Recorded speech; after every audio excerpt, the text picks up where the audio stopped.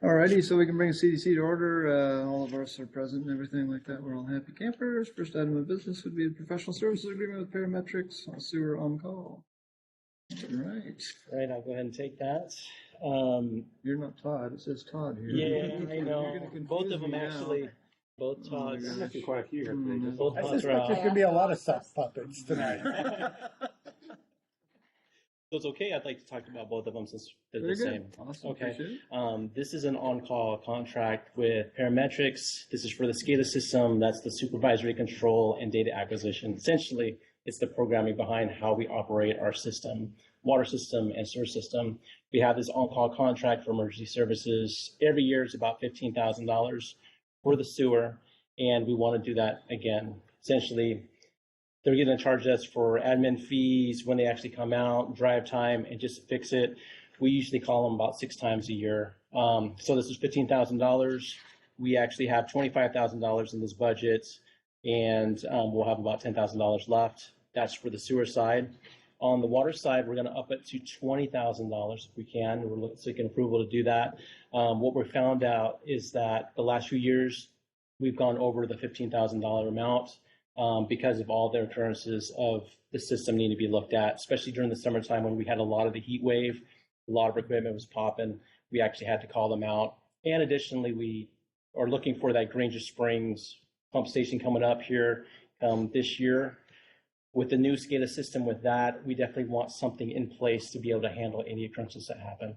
So this is for approval for both on-call, one for sewer, one for water. What's an on-call look like? You guys are looking at the SCADA and you're like, hey, we're not getting data or... Exactly right. So sometimes we'll get alarms after hours. Okay. Sometimes we know that there's actually equipment that's not working right. We go out and the alarm's actually not even working. That's tied into the SCADA system. So we actually call them after hours to go take a look at it. If it's during work hours, we would just call them. We address it at that time. But that's what a call is like. All right, so it's the after work hours. Yeah, this is more emergency situations. If we need someone to come and address it now, we got to call. We have a contract in place that they could actually address it. So sometimes it does happen during work hours too. Who makes the decision to call? Usually that goes to the assistant superintendent or myself. Okay. They'll actually go out and take a look. If they can't actually address it, like there's an alarm going off and they don't know what it's tied into, we will call them. Parametrics is actually the group that actually designed the system about 5-6 years ago. And so they actually really know what we have here in place. We just don't have that expertise in-house at this time. And the SCADA is on both the water and sewer. Yep. Right.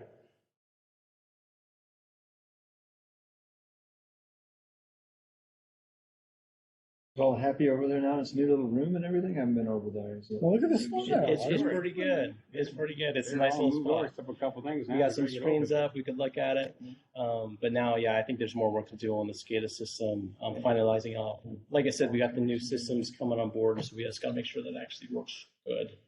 How much of all that you can see the whole system from your new building then? What's going on? On the water system, you can control.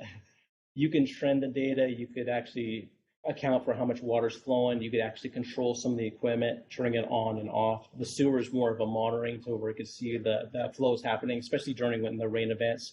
We can see if it's overflowing, it's going to trigger an alarm. We can go out and refix it. That's what it's for. It is kind of a live snapshot of the actual system in the background without actually being out there.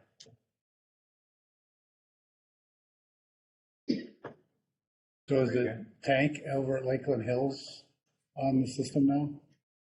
Right, that just got filled up last week, actually. We just filled it, and now we got to transition over, and that's going to be part of it, too, is we're going to upgrade the SCADA to actually see that. And it'll be interesting to see how that operates now because it's at a different elevation. So, yeah, it's a great question. We're still working with RH2 on that one.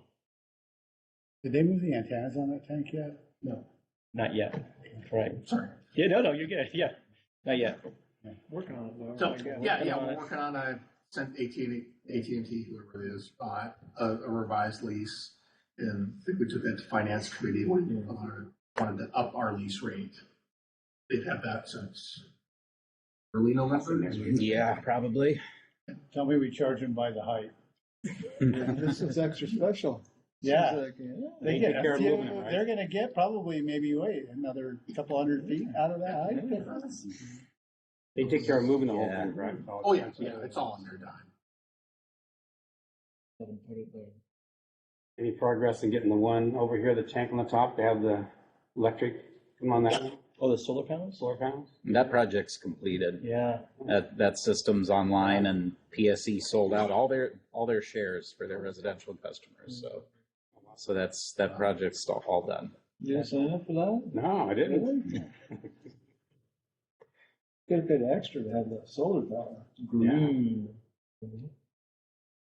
The state's trying to go towards having that house rebuilt with solar power connections Is on our state doing that too? Mhm. I heard that in California, didn't hear I that. thought Washington was doing it too. Oh, really?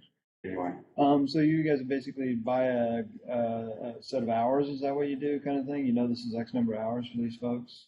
We got like a budget of money. Like I said, it'll be 15 for sewer and then 20 for water. Yeah. But then there is actually a rate that they charge for each, and I think the CJ engineer is like $200 an hour. But basically, we're just going to expense it up to that amount. Sure. So in essence, with the on-call contract, is you're approving a certain pot of money, and they don't need to 20 come for back water, to you every and then- time up until they reach that expenditure limit. And why did they even need to come to us, with us in the first place? Yeah, That's it's it? over 10,000. It's over 10 for services. Yep. Yeah. If you would ever like to we're revisit more that, than Dan, happy we're to- more than happy to Yes. do that. No. That'd be a great conversation. It's operational stuff. It's like, Yeah. whatever, we budgeted for it. Right. And originally the council said that this is in the budget, so, they could have easily spent it $2,500 at a chunk and we would have never seen it or had any say in it whatsoever. So. Jack. Unfortunately, the auditor would call us on that, Dan, How so, Because the though? code- because the code states that any contract over 15,000 has to go to the council. Yeah. So if you want to change that, like No. Brian said, Yeah. no. so it still would still be a contract. That would be the. No, my point was if you had like a service agreement with a vendor, you know what their rate is, small chunks all the time, 3 or 4 contracts. Yeah, so what the auditor does is pull it all by year to make sure that Uh-huh. we're following our code, and they would, they would audit that, and we'd get our Yeah. hands slapped. So, Yeah, they might. but we'd love to change the code. We could bring it up to, say Yeah. 25,000. Yeah. Love-hate relationship with those auditors. They're just worth every penny. Not.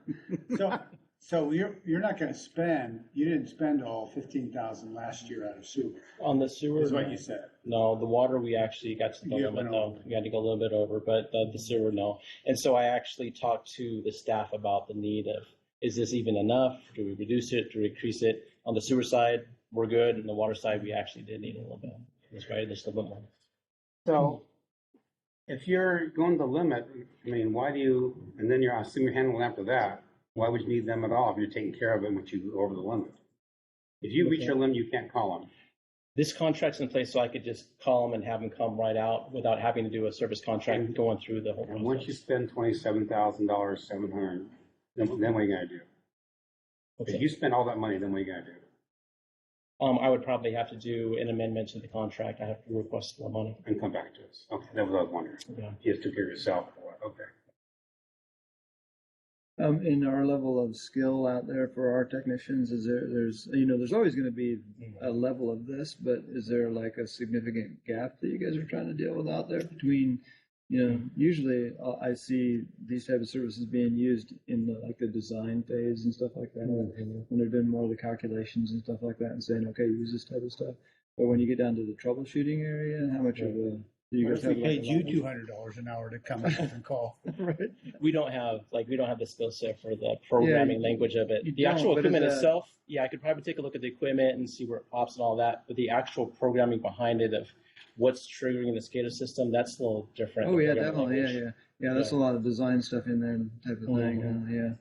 Yeah. Yeah, we'd work hand in hand with them, but yeah, that part, it's not our skill set. Good. You guys got any concerns? I've seen them working on the SCADA systems of all their computers hooked up and stuff, so we probably can't, the devices and stuff, so we're all standing there watching them, so obviously, yeah. Why are you watching people? I'm good. Okay, is this Appreciate a it. consent agenda item then, I would assume? I would think so. Sure. Regular. Awesome. Debbie's doing, are you doing? Thank you. Full consent. Yes, please. And item number 3, professional services agreement, KPG, Construction Management Public Services Center, Ryan Johnston. Yes. Yes, so I have to say in advance, Kelly already slammed his hand down on the table and was giving me a hard time about this. So I think we're past that point good. now. Good job, Kelly. So, yes, so this is an amendment to KPG's existing contract for construction management services. Obviously, on a big project like this, we do expect that closeout takes some time. And by closeout, what I'm talking about specifically is resolving any punch list items, any items that remain outstanding that the contractor was to finish under their existing contract but didn't get to complete by the time we reached substantial completion. They weren't critical to resolve by that point. Perhaps in the case with this project, there was disruptions to supply chain that meant the materials were coming in later than we anticipated. We wanted to get moved into the building, so we're in, contractor's still trying to finish up. We do not owe the contractor any more money at this point. That work that they're finishing up has already been paid for, and we're just waiting on them to do it. But we did get, the contractor did get delayed. It's taken longer to reach this point than we had expected, and as of last week, I was really starting to feel a little uncertain that we'd get to it by the midpoint of February. However, we had a flurry of activity right at the end of the month, or right at the end of last week. The contractor was able to come in and knock out quite a few things and get the bulk of what is remaining that needs to get done. They are waiting to finish up one item of work that pertains to some IT-related stuff and the Wi-Fi access points and remote cameras for the security system that are part of the project. However, because they're taking longer, we need KPG to stick around longer because they are the ones who are handling things like ensuring the prevailing wages are getting paid and certified payrolls are getting checked.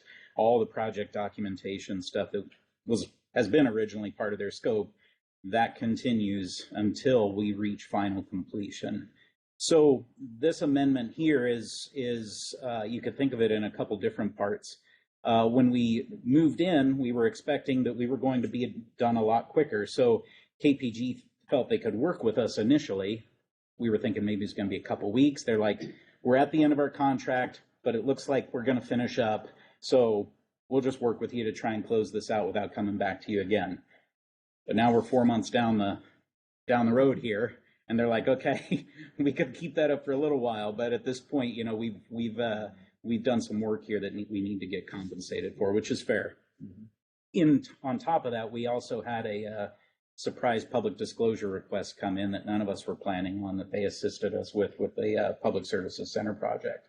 I don't know the details of what that was all about, other than I think the contractor and one of their subs is having a squabble over something. So that they wanted to get records for the project. So KPG assisted with that. This amount shown here will be enough to get us through our anticipated final closeout of the project at the end of February. I'm hoping we can get it done sooner than that, given the activity we had last week that the contractor was able to get done. So this is asking for $27,793 more to be added to their contract. This is not approving new dollars. This is merely asking for your approval to spend additional funds out of the Public Services Project Construction Fund. Still the money in. We still have money available to pay for this effort. So you're not approving new dollars, you're just giving the spending authority to spend additional on this contract. But why are we charging back the contractor for this? Say what? Why are we charging back the contractor on this? Because they're contracted with us.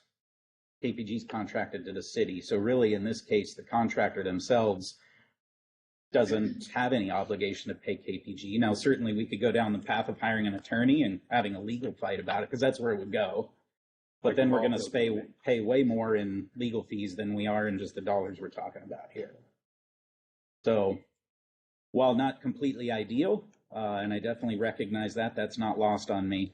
I think that this is what we need to do in order to get to final closeout. And fortunately, as I said, we still have project funds available. Have you talked to the contractor about that? They know we're spending this extra money? They do. I reached out to them 2 weeks ago, right after the new year, and I said, you guys got to finish this up. While you may not be accruing any more bills, you're just finishing up this with your forces. I am. Mm-hmm. And I used you all as the bad cop. I said, I don't want to go back in front of my committee and council to ask for more money. That's exactly what you should say. And they were understanding of that. And I think that is the reason why we saw the activity we saw last week. They also had a project manager on this project who left the company, and then 2 weeks ago returned back to the company, and the owner put him specifically on this project to help us get it finished. So I think that also had something to do with us having this little burst of momentum here. Have we used this contractor before? BGI? No, that was the first time the city had contracted with them. And they're not a contractor we normally would work with. They're a heavy construction, structural contractor. We just don't typically So we won't have use those them in the projects. future, probably. I would not anticipate we would. I suppose if we build a building in the future, they might choose to compete for it. But again, that's low bid, and you go through that whole You can tell process. them, we keep this in mind in the future for another project, that we have to, the overrun, you didn't get done on time, whether we consider you or not, because I would expect you to keep that in mind. Yeah. When you bring bids forward to us. I don't anticipate that we'll be doing a project again like this anytime soon. I'm hoping, I'm counting, Tom, on the fact that we won't be doing a project like this again anytime soon. So Back probably memories of this building. it's I don't expect that we'll be working with BGI again. Okay. They took longer than they had allocated to them. We were able to negotiate right there. I'm trying to think of when we talked about this at CDC. This would have been last maybe August. We were able to negotiate final payment and agree on working days to get to that point. Mm-hmm. Once you reach substantial completion and they're just taking care of punch lists, then that math kind of goes away. You're not clocking working days at that point in the same manner that you were when they're still trying to get to that point. How close are we to the money we set aside for this project? So I'm meeting with Marilyn later this, actually it's next week. We wanted to get past the January 20th deadline to close out all of the 2022 expenditures. Right now, we're right about $100,000 remaining, roughly. I can have a more exact number for you. I could share that with you when I got it. Thank you. Good job. So we've still got $99,000 to spend. Yeah, I'm just wondering. You know how this goes, right? It up there. We still got another 25,000. I can guarantee you, whether it's going to KPG or it's going to other things, there will be no money left at the end of this project. Yeah. Have we paid for the rack yet? Yeah. Nope. Racking. So that is, as far as big expenditures. Racking. I know. Yes, it is. You're welcome. Yeah, thank you. Thank you, Tom. That is probably our last remaining large expenditure for the project is that. We're anticipating somewhere between 40 and 50,000. Even Keith said, I heard about you with that, Tom.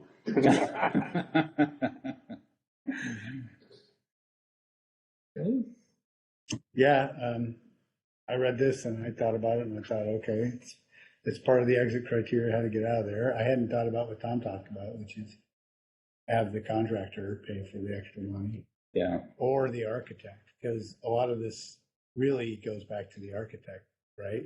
Giving us the wrong footings. This That's what stuck in my head, by the way. Just so you know. This isn't really related to that. This is just resolving punch list items and taking the time to do that. It's a separate issue. And as I said, if the direction was to try and go back and pursue payment for this through either the contractor or the architect, everybody's going to lawyer up, and it's just going to. What's that? Absolutely right. Just as it should be. Yeah, absolutely, absolutely. Well, the end result, though, means is we're spending more funds. You're anticipating they're going to lawyer up.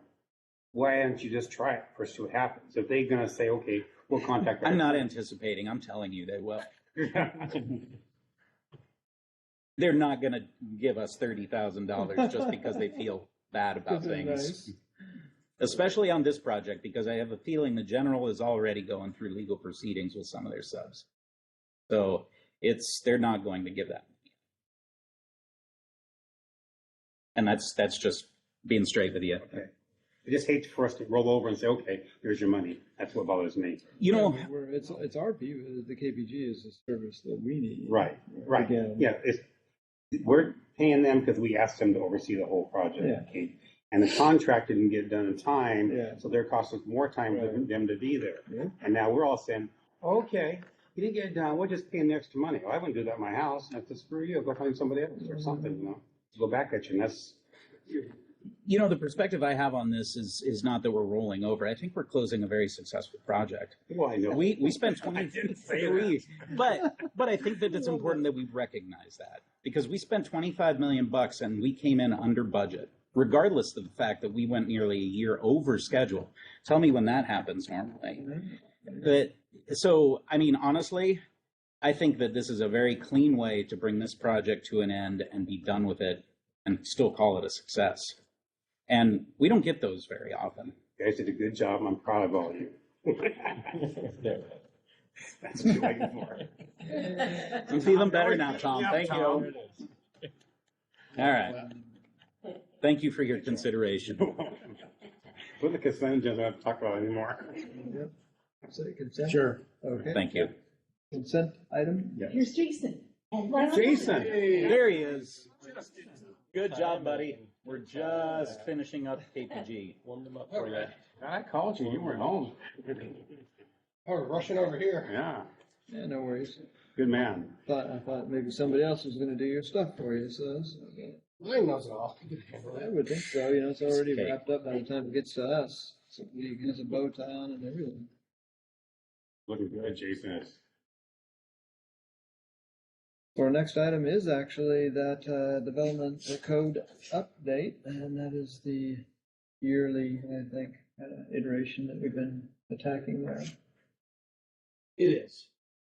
I don't know if you guys had any questions. on I have a this. question. Go ahead. 1 second to bring it back. Wait till he gets the actual trying to file. Well, that's an easy question, just. And the important part is to read the very last pages where it had a little matrix that you so nicely did for us.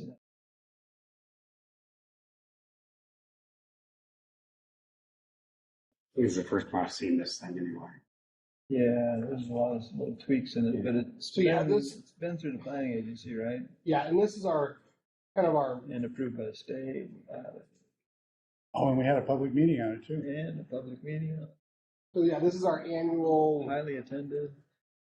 I can't control that. Sorry. This is our annual, development maintenance package, that we do every year. We did miss last year, just because of staffing and the COVID.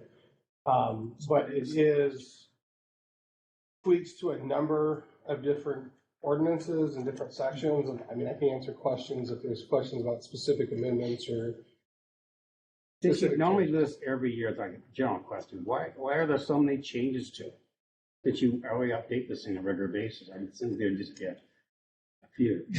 Well, there's a couple. One, there's state law changes all the time. Okay, that- And I didn't so know that. there's a big chunk of this that's required because of changes in state law.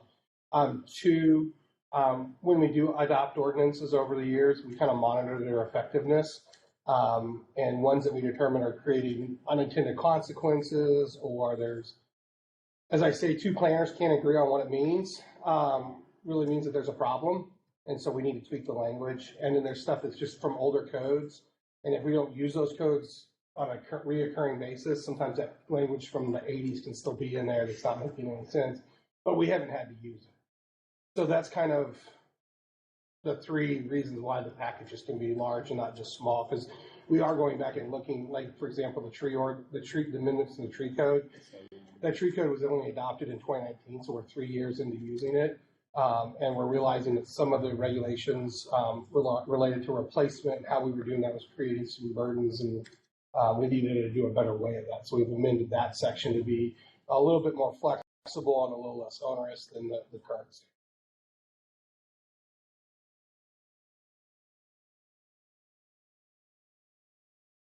They all made sense. I mean, just, yeah, so. Yeah, you know, to me, it's already been through the planning agency and the public process, so, you know, agree or disagree, it is what it is, kind of thing. It always Have to tweak things, is it? Well, yeah, we always have and everything. I was just surprised that we had on a, If you give a So plan many. or code, they're gonna find something they wanna change, right? Well, We could agree, we could. is this all being done by you bringing forward? Well, there's some that were council member initiated changes. So like, for example, Councilmember Evans wanted us to look at chicken coops and where they could be loaded and the setbacks. So those changes are included in that. So that was council driven. There was also the changes that we agreed to make when we passed the East Town zoning changes related to religious and religious uses. So that's been added into it. So that's, I guess, another source of those changes is kind of things that council have been concerned about that we make changes.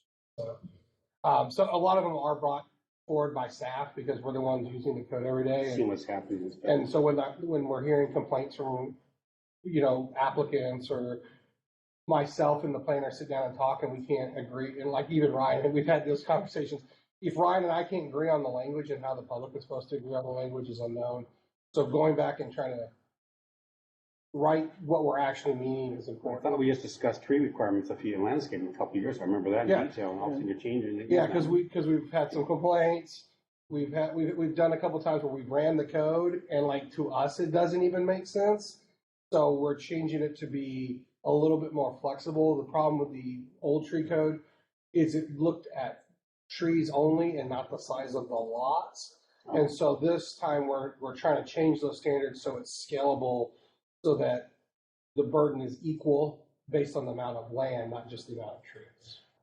So the question I had when I was reading all that with all that background was, why not just get rid of it all? I mean, what value is it adding to the city to have tree code? One of our biggest complaints that we get in the city is people are cutting down trees. One of the things that makes Bonney Lake is our urban forestry. That's why I moved here. Exactly, and so there has to be a balance between. I moved you for the police. And there's also significant environmental benefits from having a tree canopy. So both from water usage, from irrigation usage, and also from energy uses. One of the problems that they're having in Seattle and Tacoma is it's so paved and there's so few trees, it can actually be 10 degrees warmer in Tacoma than it can be outside of Tacoma, just because of the amount of the amount of heat that comes released at night off of those blacktop surfaces. So it's striking a balance. The code before that we had basically said, if you take down a tree, here's your replacement ratio, and it didn't look at the lot size. We're trying to balance it, and we're trying to change it, so we're really targeting and focused on the trees that the public really is concerned about, which is the big fir trees, right? That's when we get the most calls is when the big firs come down. And so the way the code is structured now, instead of saying you have to replant 9 trees for every tree you take down, which is what people were complaining about, it just says you have to have so many tree credits and it's scalable per lot. So a smaller lot, because it's less acreage, is going to have a lower tree credit requirement than say 10 acres. So it's trying to balance the need to let people do what they want with their property and develop and enjoy their property, but balance those community aesthetics for which provide the value for why people want to live in Bonney Lake. Well, let me ask the question a different way then. Is there like empirical data that says creating code like this actually changes behavior? It's the code and the enforcement of it. Okay. So if you have the code and you don't have the enforcement mechanisms, then I would say, no, you don't change behavior. But with the code and enforcement of those codes, then you do. And we have a full-time code enforcement officer, and when we get notice or hear or see people cutting down trees without permits, we make a pleasant visit and let them know that they need to get a permit, and then we work through that process to get them brought into compliance. So, yes, I will say there is empirical data that it works, that having trees does improves property values.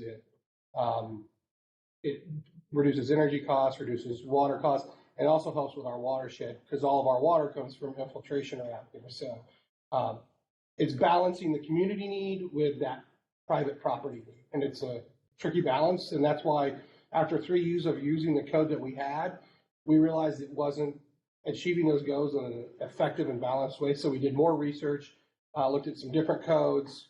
And so this is what we feel is a better approach.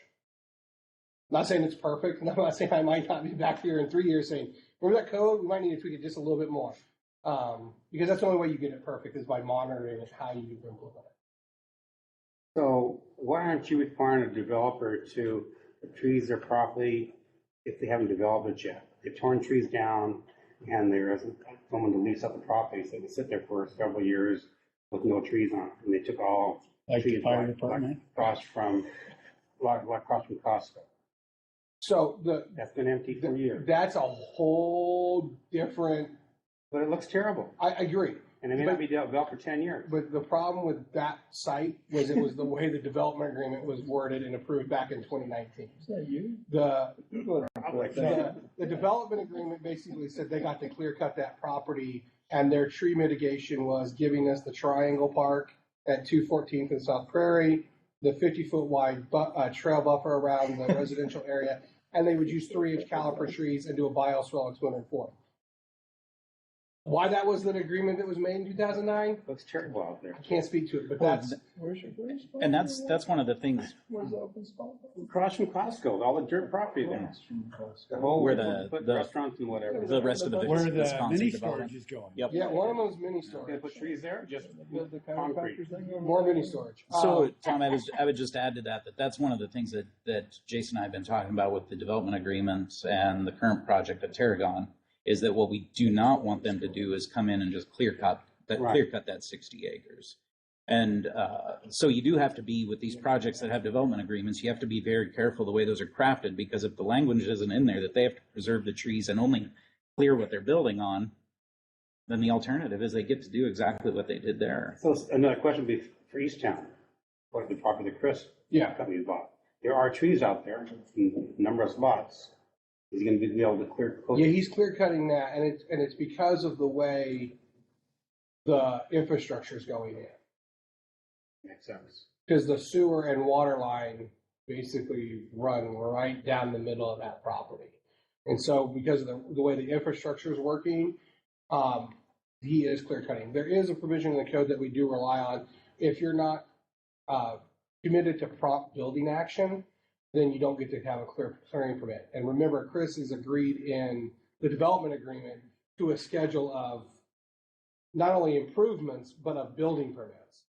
And that's unlike any other project in the city. So Paragon didn't have that in their bill. But there is a provision in our current code that says we will only issue the grading permit, at which time all the site improvements have been approved, like the site plans have been approved, civil plans have been approved, and you're committed to prompt building action. Like I said, Tarragon, the Wisconsin property was a little different because of the development agreement, and Peak 410, the way that one was able to do it was because they're committed to that schedule of improvements, and then how the utility infrastructure has to run through that. You have the same problem across the street, so they continue to develop across there too. All those trees. And we'll kind of balance those two competing interests. We have to look at like how the utilities go in, because sometimes it's hard.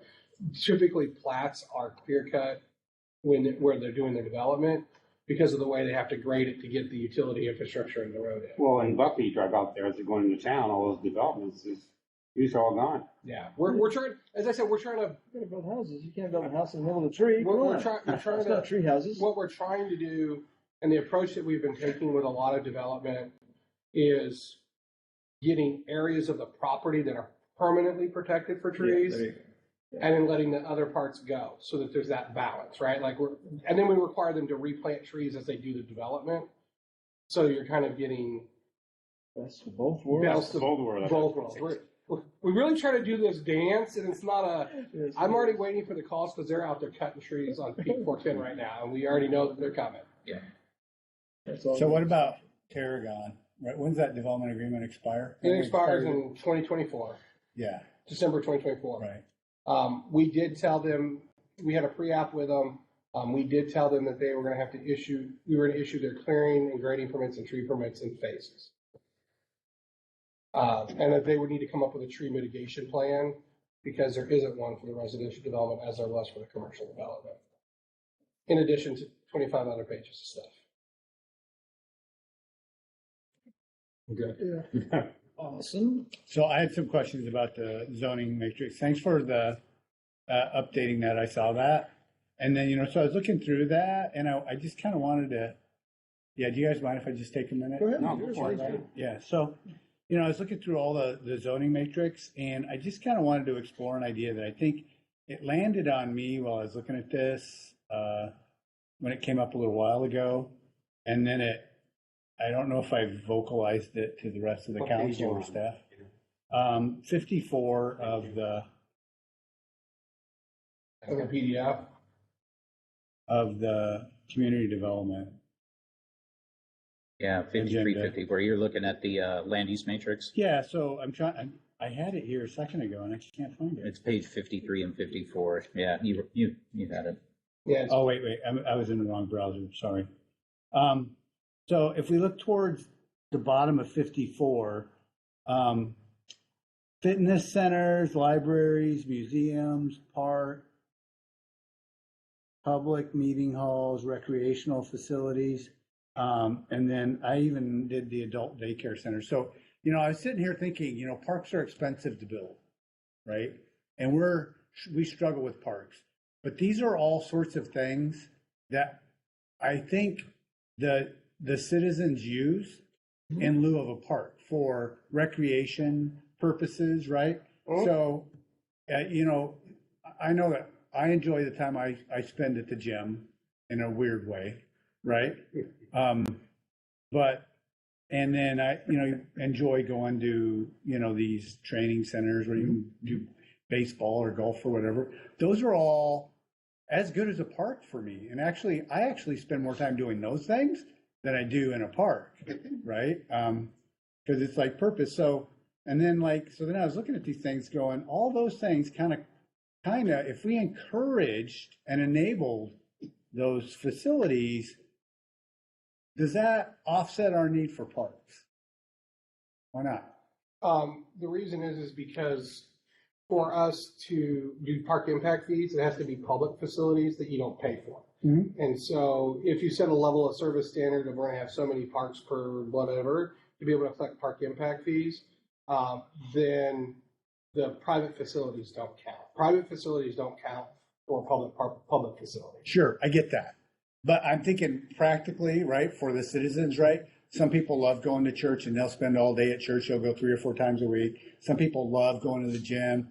They're called gym rats typically. Right. You can usually spot them in the summertime at the beach. But people who can't afford to pay gym memberships need to have outdoor I get space. that. I'm And that's not why saying these are in lieu of parks. I'm just saying the mentality that these things are for some people equivalent to parks, right? And we should we think about enabling that in the same way we're working to enable parks? That's all I was saying, because I was looking at the zoning, and some of that zoning looked like to me is like, oh, I kind of get it. I can hear Jason saying, because it doesn't make us money in those areas, but I'm like, it kind of does, because it satisfies an itch that's hard and expensive for us to satisfy in terms of a park. People value fitness, libraries, museums, right, as much as a park, right? Well, I would say really the only one that really would be, I think, a question would be the recreational facilities. Yeah. The only people that are going to build libraries is South Pierce County Library System, Sure. right? And the only people that are going to build museums are maybe the historical district, right? Like those aren't ones that I think are, whether you put them everywhere, you put them nowhere, really things are. And the recreational facilities, I'm not sure why they were excluded from the downtown core and the downtown mixed use. It was before my time. Right. But we have never been approached by anybody to build those. I will say the adult daycares, we did have somebody come forward and propose to add that as a permitted use 6 or 7 years ago, and we took that to council, and council said no. Okay. That's why it's never changed, because we actually had that policy discussion at one time, and it was said no. Yeah, I'm just trying to do critical thinking here. I highlighted all those things that I thought I tripped over this fact of, hey, some of these things are valuable in lieu of parks for people. And then I thought, oh, well, where in our zoning have we kind of differentiated that? And So then I just highlighted them all and said, well, there's actually quite a few blocks that, you know, it would maybe make sense to make it easier. So It doesn't say it'll happen because somebody's got, like you said, with libraries and museums, somebody's got to go fund it. yeah, so right now, the only place where recreational facilities are not allowed, well, I should say that, I'll take it back, is primarily in the commercial side is only the downtown core and downtown mix. Yeah. It would be the question of whether you're gonna let that expand into the residential mix. Well, so like fitness has Midtown and downtown core, public meeting halls, that is the same, downtown, midtown core, recreation facilities, downtown, midtown core, adult daycare. The libraries, museums, and parks were the Easttown and Midtown core. So I don't know. I just wanted to bring it up and talk about it, do some critical thinking, and see, just challenge us to say, understand that, I don't know what the planning, I'm not a planner, right? But I'm just like thinking, is that something for, especially for, like our community? I can say one thing that has been on my to-do list, and we're probably gonna do it during the comp plan update, is collapsing the number of zones that we have, in my personal opinion and professional opinion, way too many zones for the size of our city. And a lot of the zones are pretty much the same, except for onesie, twosie type things. And so I think that critical thinking skill of what uses should be allowed in which zones will be important as we do that effort over the next 2 years. Because I think getting rid of having, 7 commercial zones, I don't really think we need to have 7 commercial zones. I think we can collapse that down to maybe 2 or 3. Because you do want to have, you do want to encourage industrial development. Sure. And if you don't kind of limit those areas for industrial development, you're going to discourage those types of uses. Because what happens is a non-compatible use moves in and then screams about the industrial use next to them, even though they're both permitted. Right? So there is that level of critical thinking that has to happen. But I do think that there's room for, in Midtown, downtown, the C1, the C2, to talk about, are there areas that we want to target specific to encourage or limit for uses for a specific reason, and there's areas that we want to broaden and limit the number of zones. So I do disagree. I do agree on the global scale that we need to look at this, but I think we need to do it on a holistic scale as we collapse the zones. That's fine. That's good. Do we need R1 and R2? Right. Can we combine those? They're R3 and C1 are pretty much the same. Can we combine those? So I think that there are some, there's ability to do that. Okay. Is there a particular, if you're taking a fitness example in there in that particular zone, is there one that stands out? Because is the fitness permitted out there in the East Town area? Is that the D? I believe we added, that was a deal that we made when we passed it. I believe fitness centers were added as, initially they were not added as a permitted use, but during our, for lack of a better word, negotiations to get that legislation passed, we put it back in. Right. No, and to me that's a perfect example for that area. It makes sense because a lot of gyms, they like just big open warehouse spaces. Yeah, it's cheap, and if they survive, great. They move on to other places, but otherwise, not a lot of places are like Prime Fitness. So right now they're well, in the future, those people employed there will have to use a gym probably before they go to work or after work too. Yeah. They got a super duper deal because they escaped a bunch of stuff they should have paid, by the way. But did they? No, Yeah, I didn't know that. Let's see. The DC and the DM is where they're missing right now for fitness, right? Right. Which is this kind of over down here. Yeah, the downtown mixed use is primarily the area over by Locust Avenue, and then the downtown core is the triangle that has 100% occupancy. So I will say, we do have a process by which developers can request amendments to the municipal code to add permitted uses. So if someone came in and really, really wanted a spot, they could go through that process. We would bring it forward to council. And if council wanted us to work on it, we would. If they say no, we don't do it, which is what we did with the daycares about 7 or 8 years. Well, in this particular code update that we're looking at right now, did we change anything in that respect? Type of thing? No, that was not one of the things that we were tasked with. What we were primarily tasked with was in the Midtown core, adding back the religious and Right. the religious and recreational facilities, which we had previously taken out. Recreational fitness centers and recreational centers like gyms are already permitted in Midtown core. So it was what we were directed to. I think it was Councilmember Baldwin's request was to add back the recreational facilities back into that zone, which is what we did, and the religious institution. So any of those assembly type uses is what we added. Yeah, so just to be clear, as this little thing goes forward here, this particular ordinance, is this an ordinance, for example? Does the council have the ability to say, well, you know what, yeah, I hear what you're saying, but I'm just going to put a P in the DC and the DM box. I'm going to go with that. I'm always hesitant to do that because it opens it up to just like rechanging the whole zoning. I agree. Right, without like people knowing that we're fundamentally changing their zoning, which is, You don't want to do that. right. And so I've been hesitant to do it like that. Yeah, because it kind of goes against the public process of an open. Right. I mean, legally, could you do it? Possibly. I mean, but I would recommend against it. Sure. And what I could commit to, if someone came to us wanting to do one of those facilities and they wanted to file an amendment, we could talk to the council.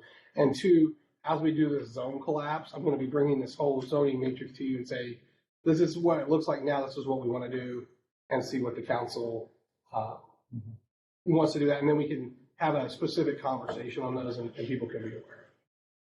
Just want to make sure it's transparent as we make this change. Yeah, that makes sense. Yeah, I don't know. I was just thinking about it. Zoning's one of those things that it does change, right? And it is, it is kind of fluid, and the city's character, it does influence the city's character, right? And opportunities for people. So I don't know. I just was trying to critically think about that map, right? And I'm like, okay, and what we have, and also think about what's left to develop in Bonney Lake. Yeah. Yes. Not much. And I don't disagree. East down. No, I don't disagree with that thought process. Okay. And I agree that there needs to be a holistic look at this. Mm-hmm. We just weren't doing that as part of this. It was more just to address those specific things that were, for lack of a better word, the agreement we made when we did the East Town zoning changes. So thank you. Or it was the warehousing changes. Yeah. We agreed to make these changes. All right. That's all I have. Cool. I'm going to jump off onto my water thing for a moment if I could. Because We want to go full council, CDC item. Full council. CDC full council? Yeah. Okay, thank you. Next week. Good, yeah. Works for me. Water leak credit language, because we noticed, we got a letter from a constituent that had a significant water bill because of the way that they managed their home, actually, kind of thing. Are the minutes okay?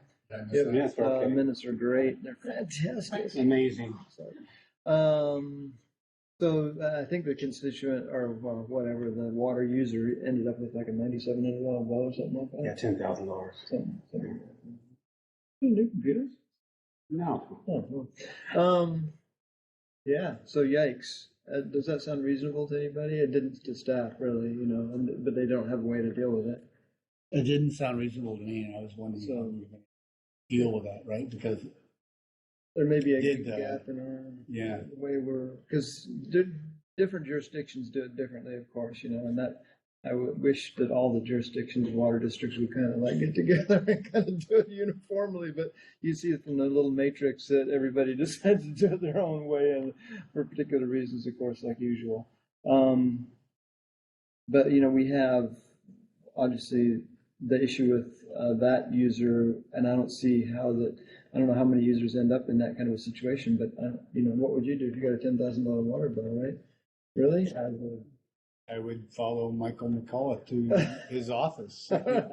Buddy, You know? right? I mean, It's it's like, what would you do Right. to get your $5,000, $8,000 back? So, I'm kind of wondering about our procedures because from what I understand, that the user, that the city noted that there was a leak, right? Because we read those meters. I think we read those every other month. This was a user in Lakeland, I guess. It's a residential user in Lakeland, I think was my understanding.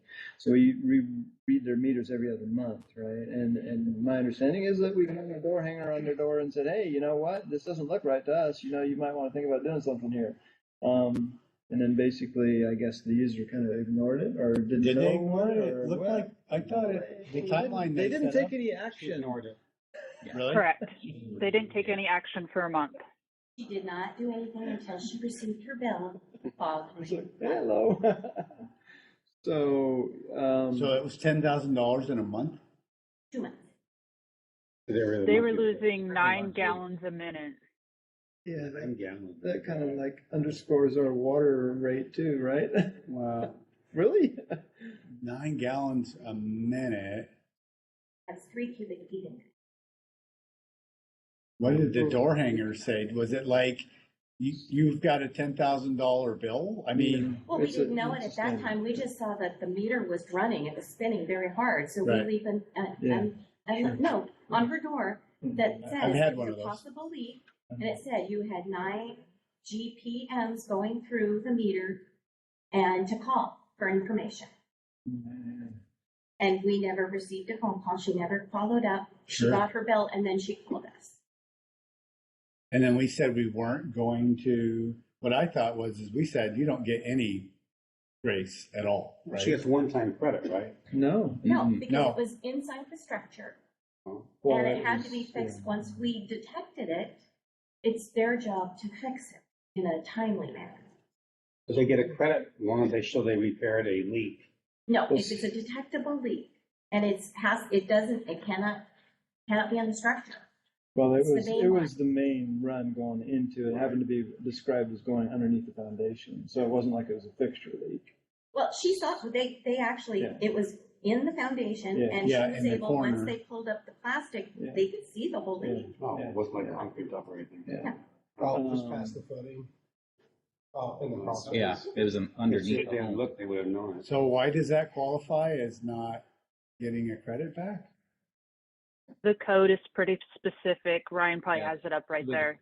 Yeah, the code What is is really the code? specific. So under, let's see, we're what, Title 13, Chapter 1304. If you go down to G is it under 110G, right? Under Yep. general regulations? Yep.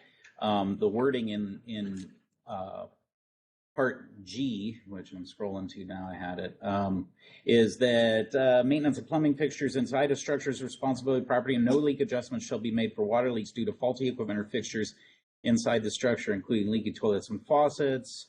Actually, let me go back to the beginning of that. In the event that there is a water leak that is determined to have been undetectable by the water utility after the service line is repaired by the owner, and upon written request by the property owner, the city finance department may make an adjustment in the water bill. And then it goes on. It's that first line that catches them because they were clearly, it was a detectable leak. And they were actually notified that it was a leak. Yeah. So that's kind of where you get hung Because up. it's fixed soon. They've done something. So you're in 110, 04, 110? Yeah, 1304-110, and then if you go down to G under Leak that section. reproduction. Actually, let me get back up here.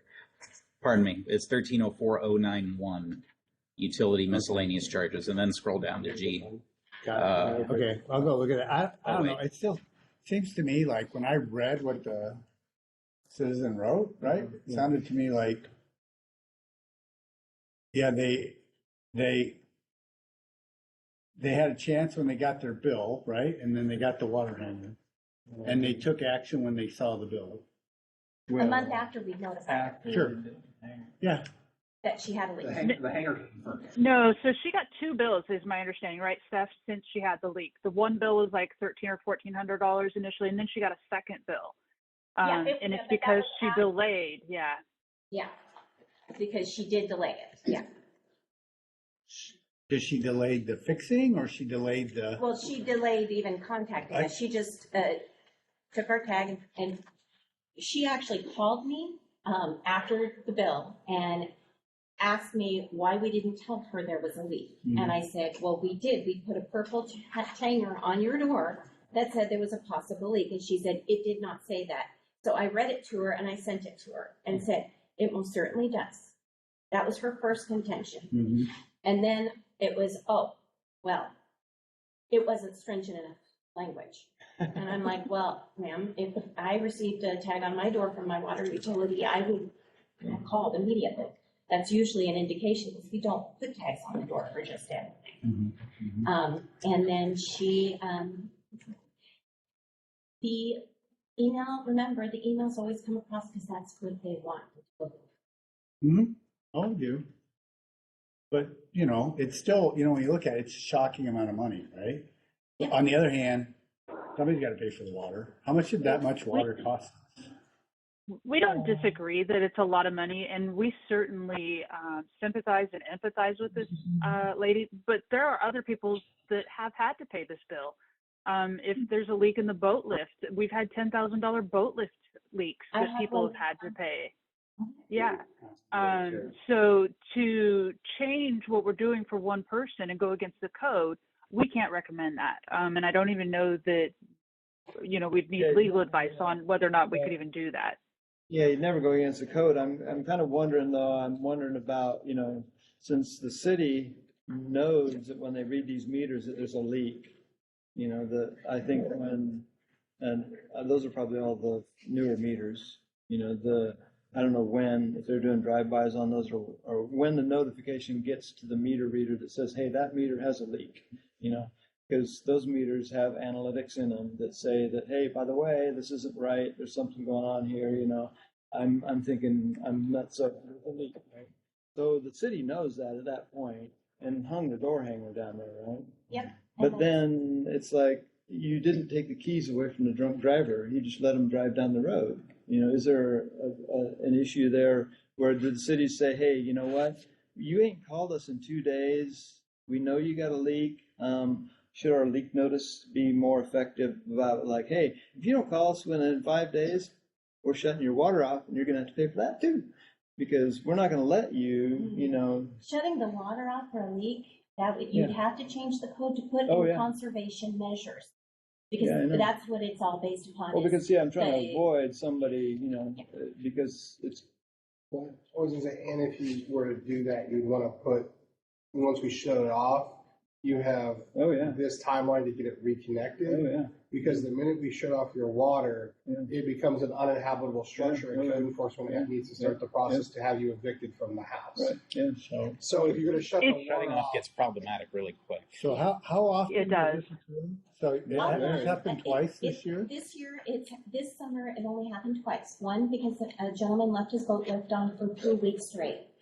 And then this lady. Other people, when we've notified them, they have gotten their leaks fixed immediately. They're usually really grateful we hang notices. They don't usually do this. But Hermsmeyer's, the reason it happened is because we did hang notices and set letters and stuff.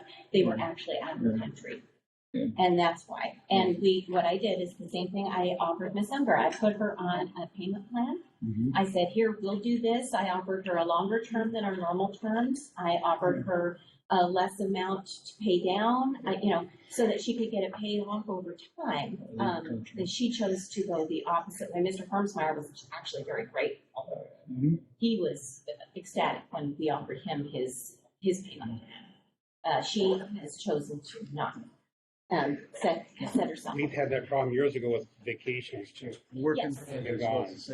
And we usually, and sometimes if we know that. I sent you the code citation. And they even. I emailed. Okay, it's actually section 100, not 09.